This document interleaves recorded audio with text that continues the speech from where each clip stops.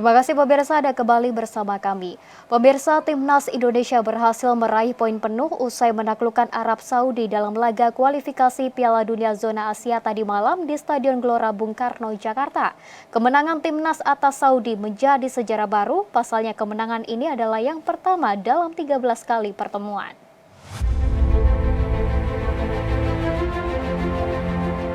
Stadion Gelora Bung Karno tadi malam begitu meriah dan menyala. Sorak-sorai kebahagiaan santer terdengar setelah Timnas Indonesia menang dengan skor 2-0 atas Arab Saudi dalam putaran ketiga kualifikasi Piala Dunia 2026 Zona Asia. Kemenangan Timnas Indonesia tidak lepas dari kerjasama tim dan latihan ekstra keras pelatih Sinteyong.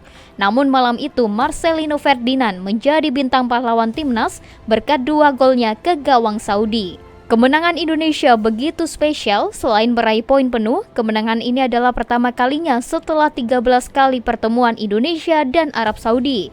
Indonesia kontra Arab Saudi pertama kali terjadi tahun 1981 dalam laga persahabatan yang berakhir dengan kekalahan Timnas 1-3. Sementara dalam pertemuan berikutnya, Indonesia hanya meraih hasil imbang dan sisanya kekalahan. Namun dalam pertemuan ke-14, takdir berbicara lain. Indonesia tidak hanya mengalahkan Arab Saudi, namun juga mematahkan dominasi mereka di tingkat Asia. Selamat untuk tim nasional Indonesia, bravo sepak bola Indonesia. Kita beralih ke informasi lainnya, pemirsa. Kementerian Pendidikan Dasar dan Menengah tengah berupaya menyesuaikan kebijakan penempatan guru pegawai pemerintah dengan perjanjian kerja dapat ditugaskan di sekolah swasta. Upaya ini dilakukan agar sekolah swasta dapat memperoleh dukungan tenaga pendidikan yang memadai sehingga mampu meningkatkan mutu pendidikan secara keseluruhan.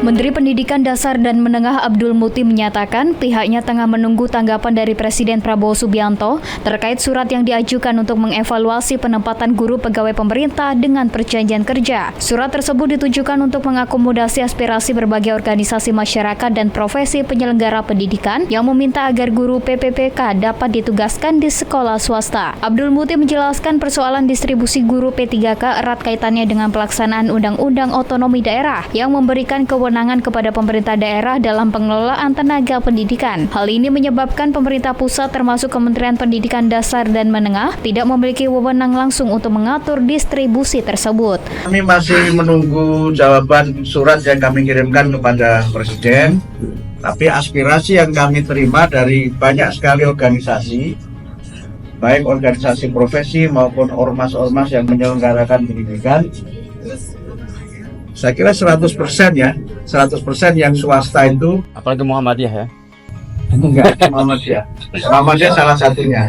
Itu meminta supaya guru-guru P3K itu dapat ditugaskan di sekolah-sekolah swasta. Menurut data Kemendikdasmen, rasio guru di Indonesia secara keseluruhan sudah cukup ideal dengan penempatan 1 guru untuk 15 siswa. Namun distribusi yang tidak merata masih menjadi masalah utama dalam penempatan formasi guru P3K di beberapa sekolah. Untuk itu Kemendikdasmen terus berkoordinasi dengan Komisi 10 DPR RI agar melakukan evaluasi penempatan guru P3K dengan mengidentifikasi sekolah-sekolah yang kekurangan guru, terutama di daerah pemilihan anggota DPR. Pemirsa, Menteri Pendidikan Dasar dan Menengah Abdul Muti menyatakan akan mengkaji ulang penerapan ujian nasional bagi para siswa di sekolah. Keputusan itu akan mempertimbangkan semua kebijakan yang dibuat dengan seksama dan hati-hati.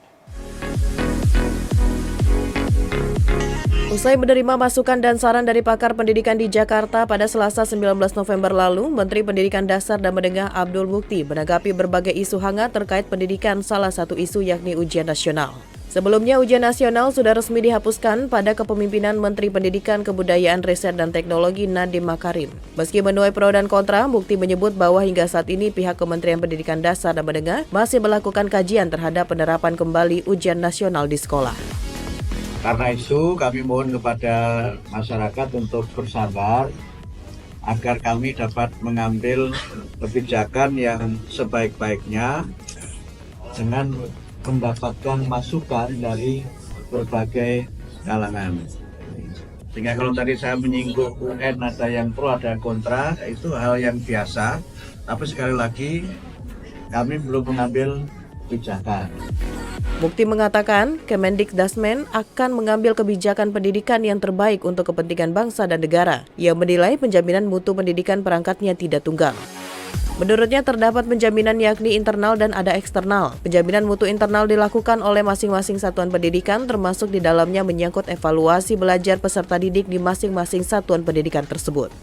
Sementara penjaminan eksternal dilakukan oleh institusi-institusi penjaminan mutu misalnya akreditasi. Soal ujian, apakah itu bernama ujian nasional, ataukah bernama asesmen nasional, ataukah dulu ada Eptanas, itu semuanya kan bagian dari alat ukur mutu pendidikan. Sehingga karena itu semangat dari penyusunan berbagai macam kebijakan itu adalah untuk penjaminan mutu pendidikan baik eksternal maupun internal. Beralih ke informasi lainnya, pemirsa, pendaftaran seleksi pegawai pemerintah dengan perjanjian kerja tahun 2024 telah dibuka. Periode pendaftaran P3K tahap 2 ini dapat dilakukan hingga 31 Desember 2024.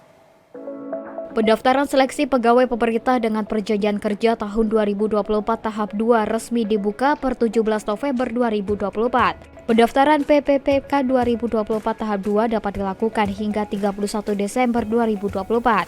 Seleksi P3K 2024 tahap 2 hanya diperuntukkan bagi pelamar yang merupakan tenaga non-ASN yang aktif bekerja di instansi pemerintah termasuk lulusan PPG untuk formasi guru di instansi daerah.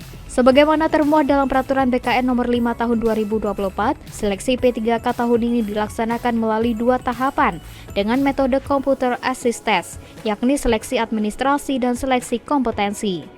Seleksi kompetensi dilakukan untuk menilai kesesuaian kompetensi manajerial, kompetensi teknis dan kompetensi sosial kultural yang dimiliki oleh pelamar dengan standar kompetensi jabatan. Pemerintah telah menetapkan formasi besar bagi P3K di tahun 2024 sebesar 1.031.554 dari total 1.280.547 formasi CASN tahun 2024. Besarnya formasi P3K yang dialokasikan tersebut merupakan upaya yang dilakukan pemerintah dalam upaya menyelesaikan penataan tenaga non-ASN di instansi pemerintah, baik pemerintah pusat maupun pemerintah daerah. Untuk mengetahui info P3K gelombang 2 2024, mulai dari jadwal, formasi hingga cara pendaftarannya, Anda dapat dengan mudah mengakses sscasn.bkn.go.id.